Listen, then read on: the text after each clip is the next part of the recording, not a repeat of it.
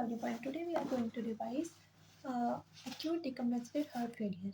Acute decompensated heart failure, in 80% cases there is prior heart failure. In 20% cases there are de novo heart failure.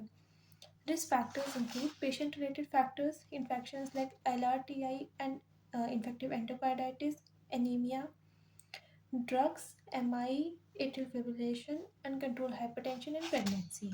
Now, classification of acute decompensated heart failure. It is basically of four types: mild to moderate acute decompensated heart failure, hypertensive acute decompensated heart failure, acute decompensated failure with acute pulmonary edema, cardiogenic shock. First of all, mild to moderate acute decompensated heart failure. I'll give a case scenario. There is a 65-year-old female with coronary artery disease or ACS in 2019. Left ventricular ejection fraction is 23%, NYHA 1 or 2. Post COVID NYHA reaches 3, grade C, edema, ascites, increased AVP, hepatomegaly is present. Now, there is no evidence of pulmonary edema, no evidence of cardiogenic shock. So now we move on to the theory part. It is the most common 70% of acute decompensated heart failure. In this, there is a presence of underlying heart failure with reduced ejection fraction precipitated by LRTI. In this, there was already heart failure with reduced ejection fraction. Ejection fraction was 23%, and post-COVID the symptoms have aggravated. Now, clinical features is progressive dyspnea, right-sided congestive symptoms like increased AVP, tender, enlarged liver, edema. No evidence of pulmonary edema or cardiogenic shock. On examination, S3 sound is heard, cardiomegaly is present, MR possible due to annular dilatation. Now, in such cases, what will be the management? It's just simple oral diuretics. Most common torsemide. Starting dose is 5 to 10 mg. Then hypertensive acute decompensated heart failure. I'll give a case scenario. There is a 65-year-old female with hypertension, OSAS, obstructive sleep apnea syndrome, metabolic syndrome, diagnosed case of heart failure with preserved ejection fraction. Preserved ejection fraction. Echo ejection fraction is normal, grade 3. Dyspnea, NYHA 2, which has progressed to 3, and BP is 210 by 120. Thus, now we move on to theory part. More common in females. More common in females.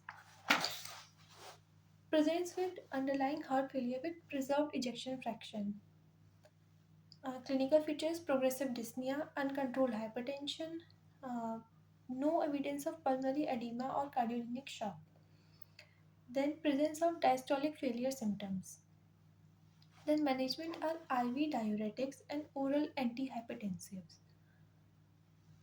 Then we move on to acute decompensated heart failure with pulmonary edema. I'll give a case scenario. A person has arrived in a casualty, 45-year-old male with no comorbidities, acute onset breathlessness from 60 to 90 minutes, cannot lie flat.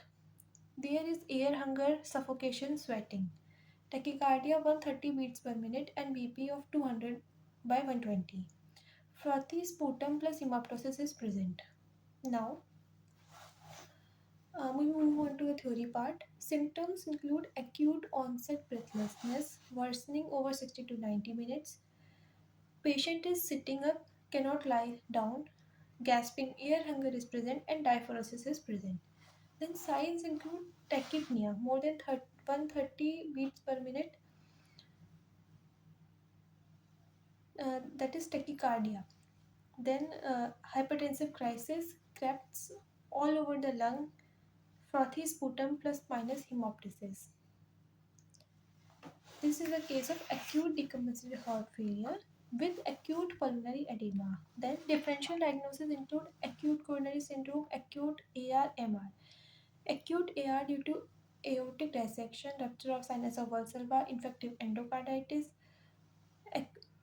Then myocarditis. Third, bilateral renal artery stenosis, Splash pulmonary edema takes place in that case, and Taka Takotasubo cardiomyopathy. Where investigation include chest X-ray, there is bat wing appearance on chest X-ray. It's an emergency condition, so no X-ray is done.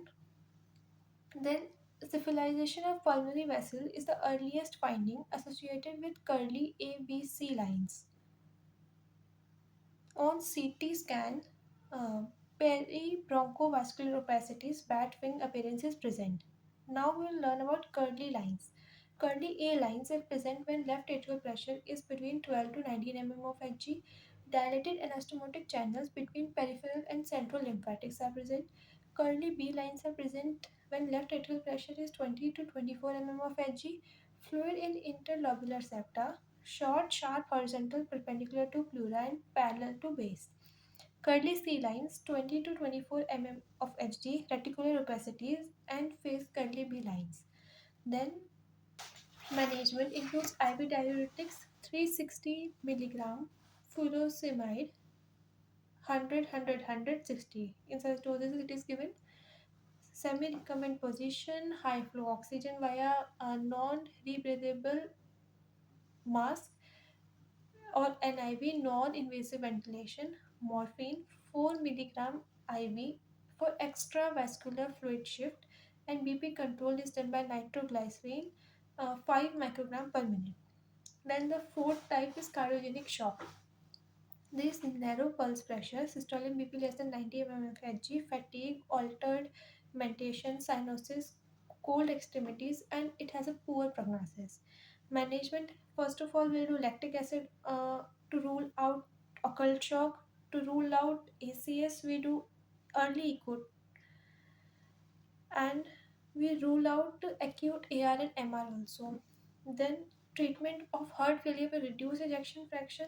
Inotropic support inodilators like inotrope includes dobutamine, most common. Inodilator include milrinone, most common. And intra-aortic balloon pump ECMO support is given.